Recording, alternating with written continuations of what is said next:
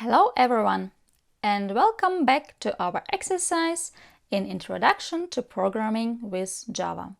The topic of our today's exercise is handling exceptions and debugging. Till now, very probably you have already encountered some errors, some exception messages in your Eclipse when you were running the code. So the goal of today's exercise is to help you to understand all those error messages and also to handle them in a proactive way. So the agenda of our today's exercise is similar to all our agendas from previous exercises. First, we will start with big picture, then we will go down to lecture material and in a practical way, and then we will go briefly through your homework. This exercise will have some part of the content from theoretical and practical perspective that you did not have in your lectures. So please make sure that you work through this material. This exercise is already fifth within our scope.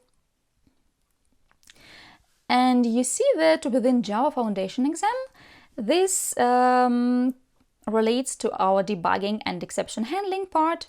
And within OCP Part 1 exam, we are handling with this handling exceptions topic. So the scope of this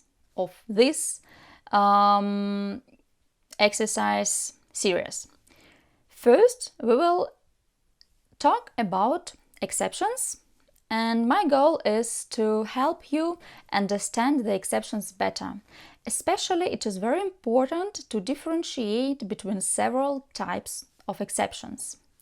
Next, we will go down to exception classes, because these exception classes have a lot of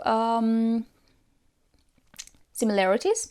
However, you have to be able to recognize those classes in order to know which exceptions you have to handle and which not, and which exceptions you may handle.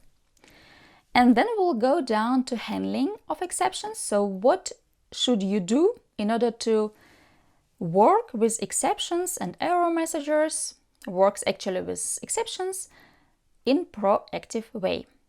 And at the end, we will use the very nice debugging tool in Eclipse software, and we will go through usage of logger. So these are two very nice add-ons that you can use during your programming.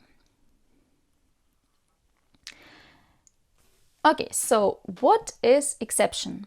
Exception is an event that changes the flow of the program execution. So exception, when it is used in proactive way, it is used when something goes wrong. It means when the code executes and then something is not working in your code, then Java is giving you the error message. So Eclipse shows you in the console the error message. Why should you handle exceptions? The first, you want to prevent the program from crashing. But more importantly, you want that the data that are now in your program, that are now being worked through, you want to save them. So you want to give your program some time. When the error is there, you want to give the program some time and the possibility to save the data and to close the program in a better way. Why does the program fail? So there are actually a lot of reasons why it can happen. Like, imagine one situation when you have a program and this program needs to access some data from the web, from some specific web source. Suppose that at some specific moment your internet connection disappears and then your program cannot access this web source and it fails. Another example is that the user wants to access an invalid index of an array. And of course, if this index is invalid, then the program will also give some specific exception message for you to the console or for the user. However, these two examples, the first one with web internet connection and the second one with index, they can be divided into two types. The first type that you cannot control, unless in the case with internet connection, you cannot control that the connection appears or not. Let's suppose that you cannot control this. And the second case when you can control something. And this is the case with our index. What you can do before the program crashes because the user accessed the invalid index, you can provide the user with a message that the user just used some wrong index for array. So please enter for example, the message could be with the following content. Please enter the index of an array from 0 to 4, for example. So this controlling or not controlling, how you can deal with it. In order to provide you with some structure, how to recognize the types of your exceptions, I have prepared for you here some nice figure. So let's first recall the content of our last exercise. We were talking about inheritance. So as you remember, the object class, Java lang object, this object class, just a second, this object class here, this is the super class in Java, and all classes inherit from this object class. When we are talking about exceptions, then the superclass for all objects representing exceptions is throwable. This is a superclass.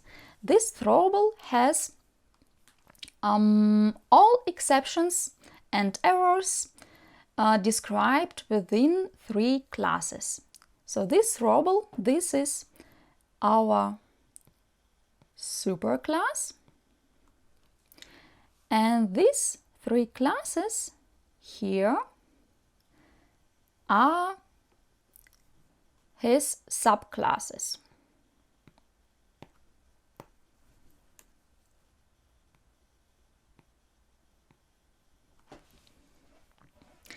So you see, when we have here subclasses, it means that all data, all variables, and all behaviors, all methods that are already here in throwable will be used or can be used within our subclasses.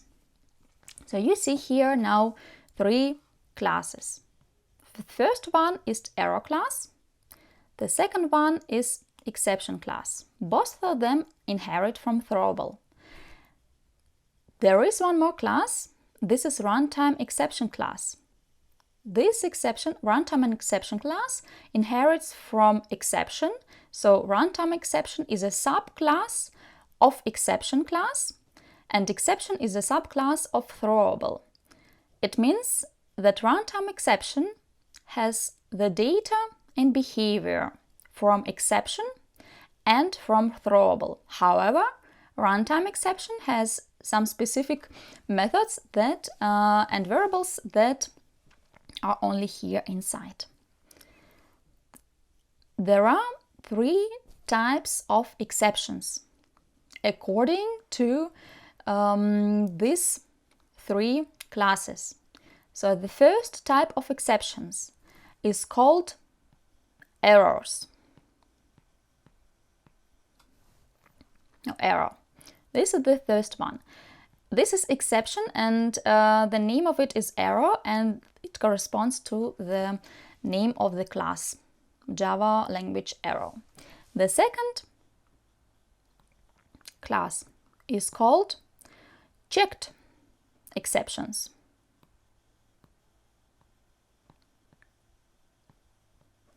And these are exceptions that are here in our exception class. And there is a third type that is called unchecked exceptions. And these are exceptions that are covered by runtime exception class. So 3 main exception types. Let's go in detail through every of those types. So the first one is error. What is error? Error is when something went so horribly wrong with your program that your program should not try to recover. For example, when the hard disk disappears, or another example, when the program runs out of memory. So in this case, you should not do anything to handle this type of exception in advance. So here's a small summary. Exceptions should not be handled at all, and they inherit the error class. The next type is checked exceptions. And these exceptions, they are more anticipated. For example, when your code tries to read a file that does not exist, and then you have to do something with it. You have to deal with this kind of exceptions. It means in Java language you have to handle this exception or you have to declare it. It means that the programmer must do something in order to show that he has thought about this exception. This exception, they inherit exception class, and pretty seldom there are some exceptions from this checked exception type that also inherit throwable directly. However, the checked exception, they are not inheriting anything from runtime exception. So let's come here. Checked exceptions here, they inherit directly from our exception class, and sometimes they inherit something directly from throwable, but they do not inherit anything from error class or from runtime exception class.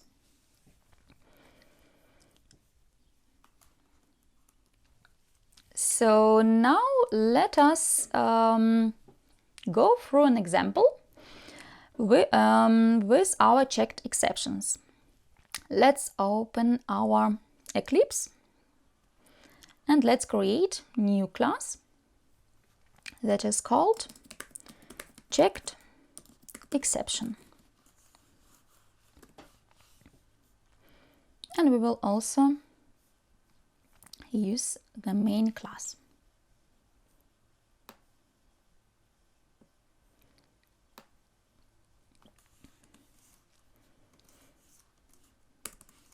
Okay, so let's suppose that we have one integer variable, distance,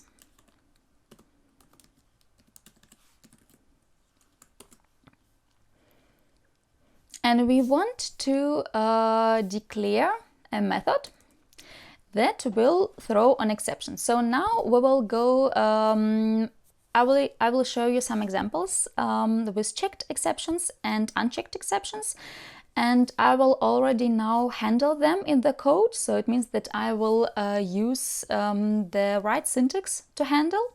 However, we will come down to detailed explanation of how those handling work later in our handling of exceptions part. So I'm just writing the correct method already. Static void full the name of our method. This method takes one variable, distance, and this method throws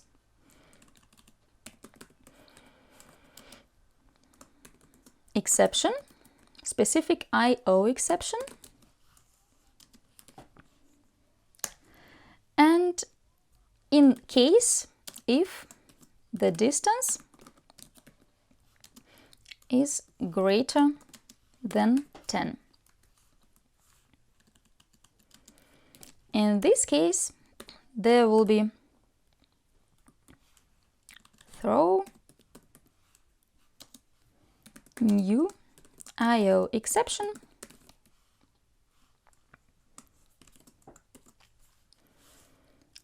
and when we will call this method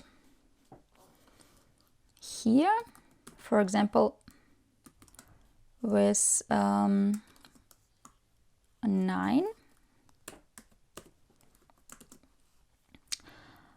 we also have to specify that our main method throws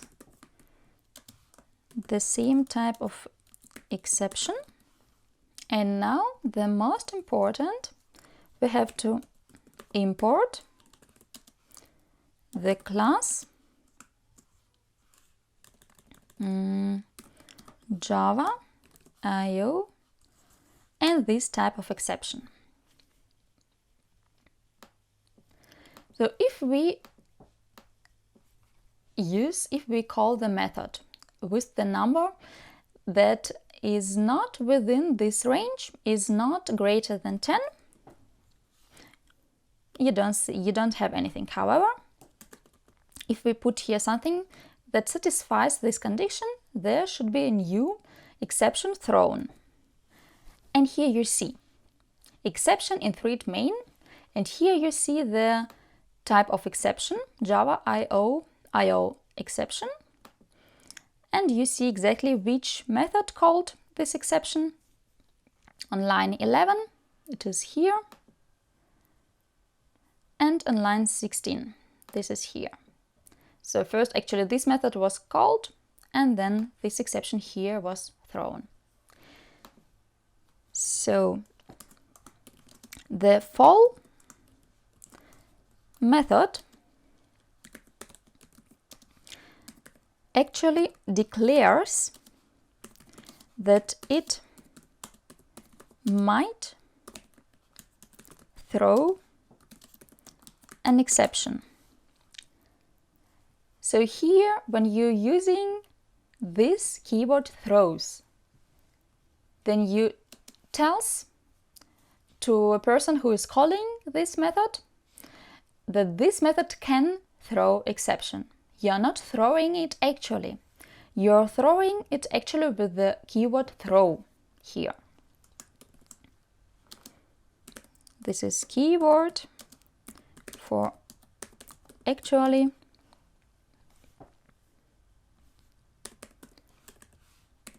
throw an exception.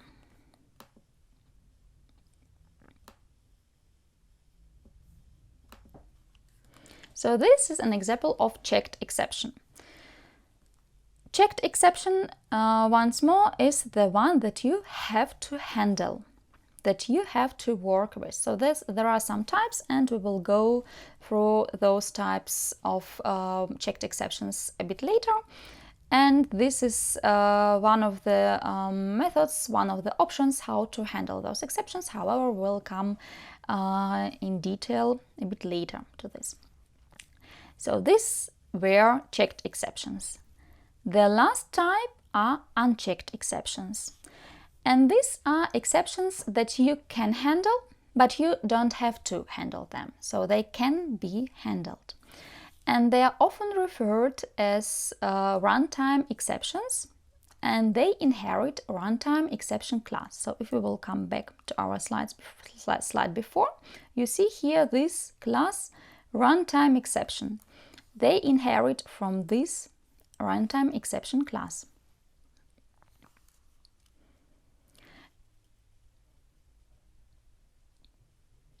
The runtime exceptions, they They're unexpected for your program, but they are not fatal. So, for example, when you're accessing an invalid array, this is an example of unchecked exception. For example, let me see. Yeah, one example of this exception is null pointer exception. And this is this kind of exception can happen actually everywhere when you work with objects. So if you declare an object, but you don't initialize it, so your object has a null inside, and you are trying to call this object, then you'll receive this null pointer exception. Why is it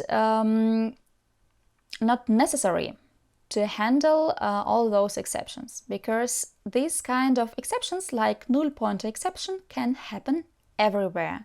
It means if you will handle this type of exception everywhere in your code, then your code can be cluttered. So you would just have too many redundant methods inside. So that's why you don't have to handle those unchecked exceptions.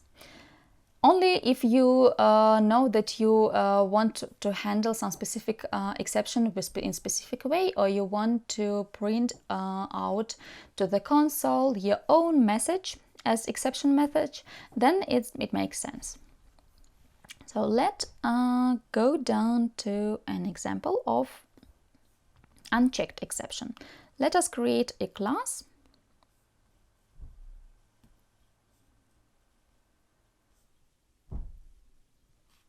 That is called unchecked exception with the main method.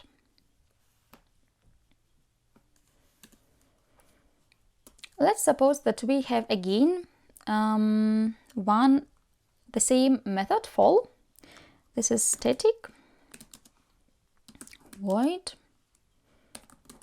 fol string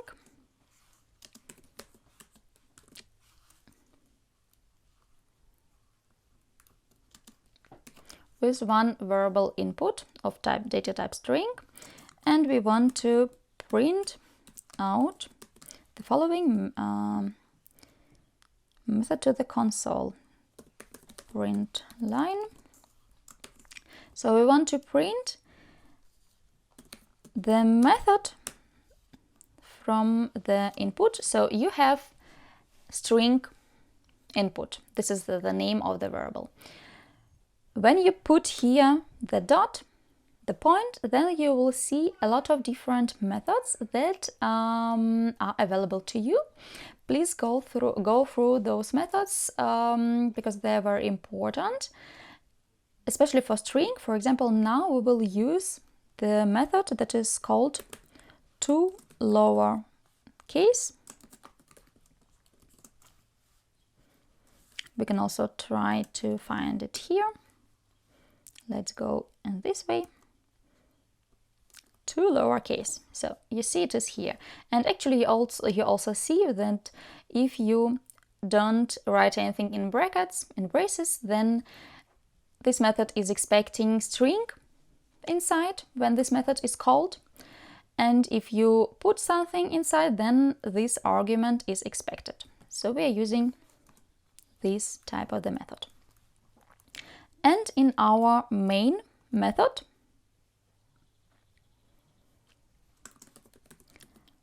we are now declaring and initializing a string my word that has no content inside, it has null content, and we are calling the method fol with my word variable. However, this variable, you see, this is string variable because you need the parameter for the method fol to be a string data type. So this is what's used. However, this variable has nothing inside, it has null. And when you will execute this method, you'll receive null pointer exception written here. So this is when you are trying to access objects, or in our case now here the variable of the data type string that have null inside, then you'll receive null pointer exception. This exception is of our unchecked exceptions type. So it is very important to remember the following. When do you have to handle the exceptions, and when you can handle, and when you don't have to handle.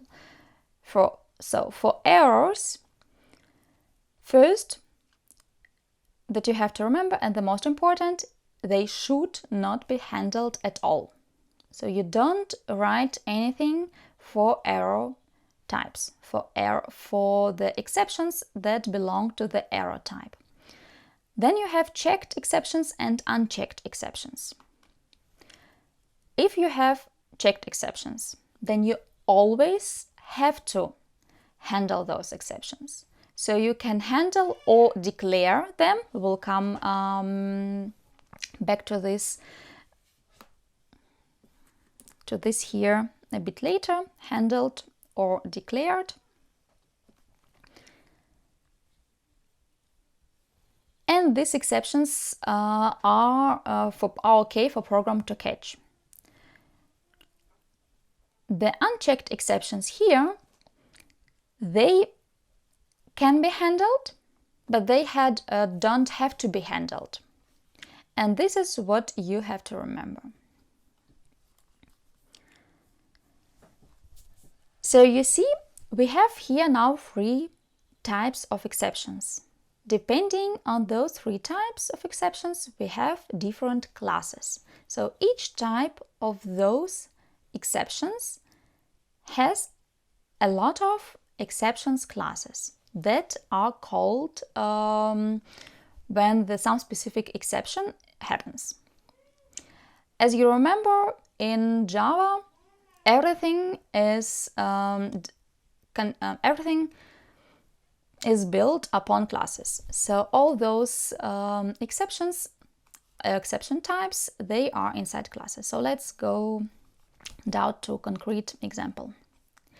We will start first with unchecked exceptions here, and they are also called, like the more popular word for those unchecked exceptions is runtime exceptions. So runtime exception classes. These runtime exception classes, here you see 6 of them. These are of course these are not all of them. These are the most most frequent one that a lot of them you have probably already seen in your program when you have run the code.